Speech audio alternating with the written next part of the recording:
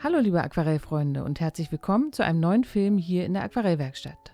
Während meiner Kurse und Malreisen, die mich ja inzwischen in viele Regionen Deutschlands führen, habe ich es mir angewöhnt, morgens immer eine Runde zu laufen. Auf meinem Morgenspaziergang während des letzten Kurses in der Hansestadt Lübeck habe ich am Ufer der Trave dieses schöne Motiv entdeckt. 2 Schwäne, die in aller Ruhe durchs Wasser ziehen. Schaut mal die schönen Negativformen, die sich durch die helle Spiegelung im dunklen Wasser ergeben. Hier seht ihr nun das Referenzfoto für mein heutiges Bild.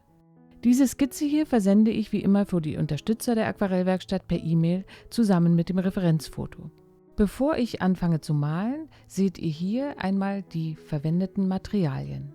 Meine Farben heute sind Winsor Violet von Winsor Newton, Green Appetite Genuine von Daniel Smith, Alizarin Karmesin von Winsor Newton, Ultramarin Feinst von Schminke, Neutraltinte und Titanweiß von Winsor Newton, Perilane Green Daniel Smith und Lasurorange von Schminke. Ich brauche die kleine Sprühflasche und die Maskierflüssigkeit, in diesem Fall von der Firma Schminke. Meine Pinsel für dieses Bild sind rechts der große Eichhörnchenhaarpinsel, dann ein Rotmarderhaarpinsel, ein Kunststoffpinsel, ein kleinerer Rotmarderhaarpinsel und der kleine grüne Flachpinsel zum Abheben der Farbe. Die Materialien haben wir wie immer soweit vorhanden unter dem Video für euch verlinkt. Damit ich gleich sehr locker den dunklen Hintergrund malen kann, maskiere ich mir die helle Form der Schwäne und einige Formen in der Spiegelung im Vorfeld. Dafür verwende ich Maskierflüssigkeit. Die großen Stellen kann ich jedoch erst einmal mit Tesa Crepe abkleben. Damit der Pinsel gleich nicht so sehr verklebt, habe ich hier etwas Pinselseife, mit dem ich meinen Pinsel zunächst einstreiche. Nun kann ich bedenkenlos mit der Maskierflüssigkeit arbeiten. Danach muss ich den Pinsel natürlich gleich ausspülen, damit die empfindlichen Pinselhaare nicht verkleben.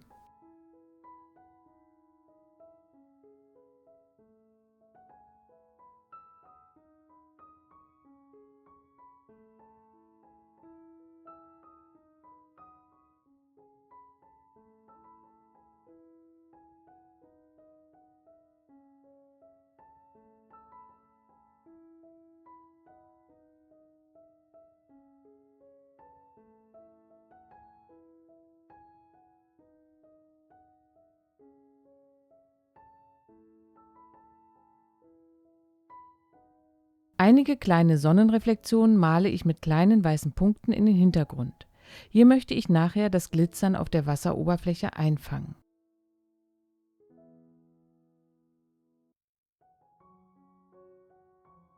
Nun mische ich mir einen dunklen Grünton aus Green Appetite Genuine und Perilane Green und beginne im hinteren Bereich der Wasserfläche.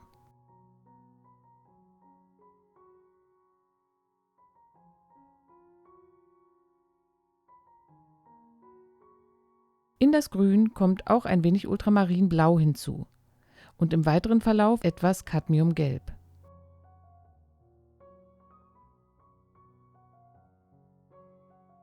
Ich variiere hier vor allem die Farbtemperatur. Mit dem Gelb wird es wärmer und mit dem Blau kühler.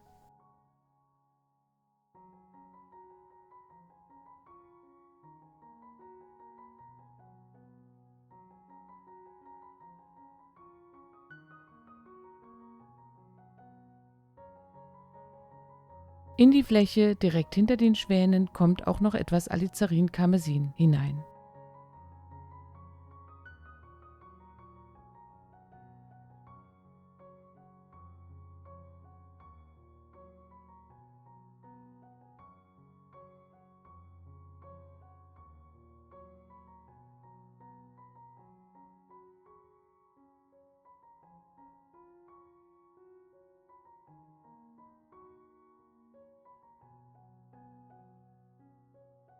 Nach vorne hin wird der Farbauftrag wieder etwas dunkler und die Farbe ein wenig cremiger. Nun habe ich wieder etwas mehr Grün in der Mischung.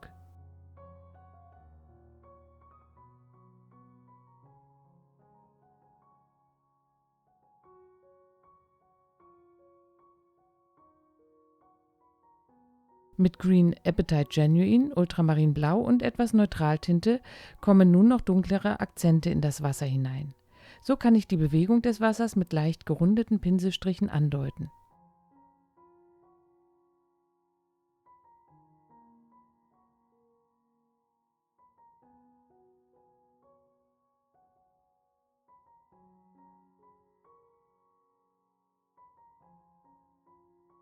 Ein paar Sprühstöße mit der kleinen Nebelflasche und einige Wasserspritzer mit dem Kunststoffpinsel geben ein wenig Struktur in die Fläche.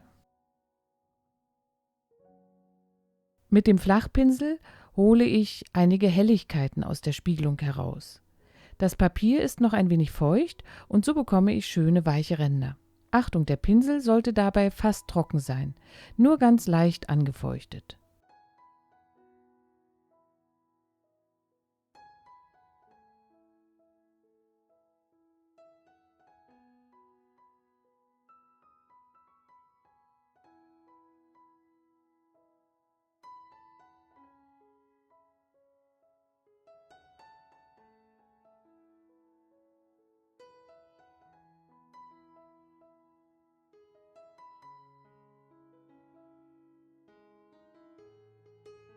Auch die runden Wellenbewegungen in der Wasseroberfläche gestalte ich mit einigen hellen Formen. Ihr seht an der linken oberen Ecke des Bildes, dass mein Blatt immer noch nass ist. Das gute Arschbüttenpapier, welches ich verwende, hält sehr lange die Feuchtigkeit und trocknet sehr gleichmäßig auf, so dass ich lange mit dem feuchten Papier arbeiten kann.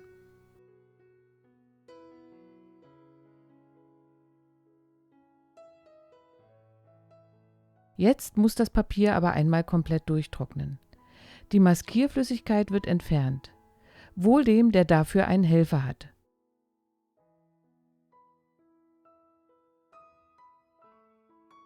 Zunächst einmal möchte ich jetzt die harten Ränder der maskierten Form etwas anlösen. Mit einem leicht angefeuchteten Pinsel ziehe ich ein wenig Farbe in das Papierweiß, so fügen sich die weißen Formen der Spiegelung besser in das Gesamtbild ein.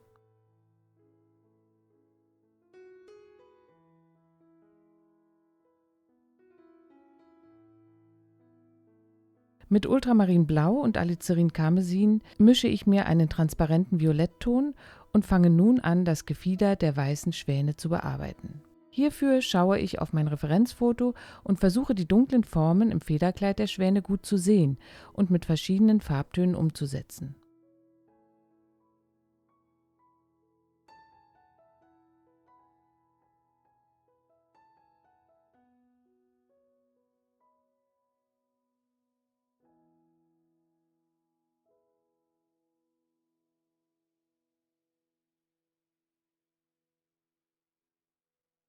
Schön ist es, wenn sich die einzelnen Schattenfarben auf dem Papier mischen können und nicht zu sehr auf der Palette fertig gemischt werden. Ich setze also auch immer genügend Wasser mit ein. Der flache Kunststoffpinsel ermöglicht mir, aus der nassen Farbfläche wieder Farbe herauszuheben. So kann ich das weiße Federkleid mit seinen hellen und dunklen Formen wunderbar modellieren.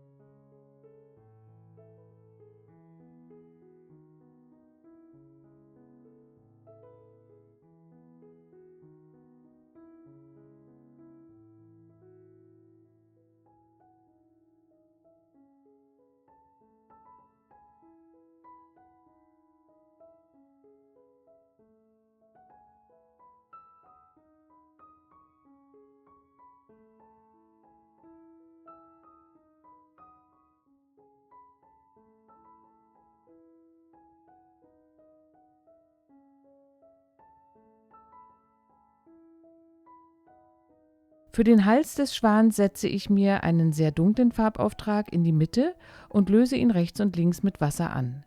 So rundet sich die Form und tritt auch mehr in den Vordergrund.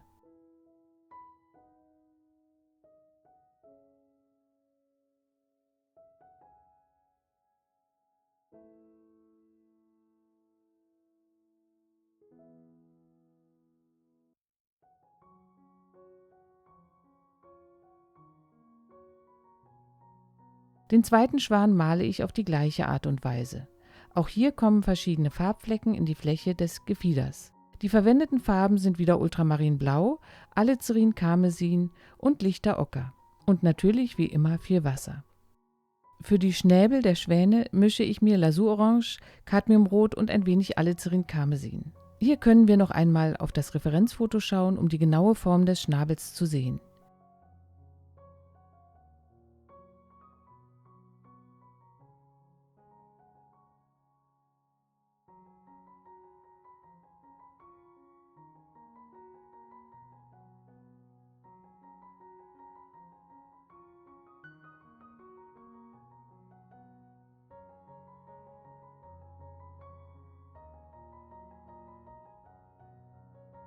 Mit Neutraltinte und Kobaltblau und etwas Lavendelblau male ich die dunkle Partie über dem Schnabel.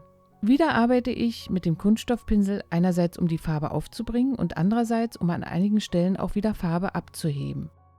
Das genaue Ausarbeiten feinster Einzelheiten in den Gesichtern der Schwäne macht mir viel Spaß.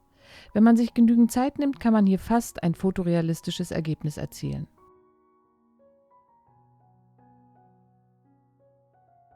Unter dem Schnabel gibt es auf dem Schwanenhals hier noch einen dunklen Schatten. Deshalb trage ich noch einmal eine kräftige Lasur aus Ultramarinblau und Alizarin Karmesin auf und löse sie mit Wasser an.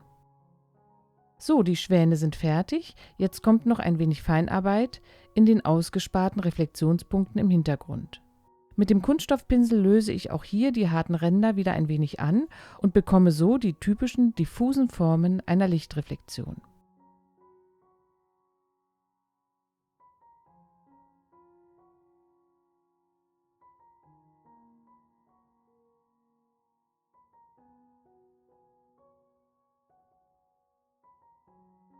Zu guter Letzt male ich noch einen dunklen Schatten unter die Schwanenkörper. Nicht überall gleich und auch nicht mit Schwarz oder Neutraltinte, sondern mit einer Mischung aus Ultramarinblau, Alizarin Karmesin und auch ein wenig Perylene Green.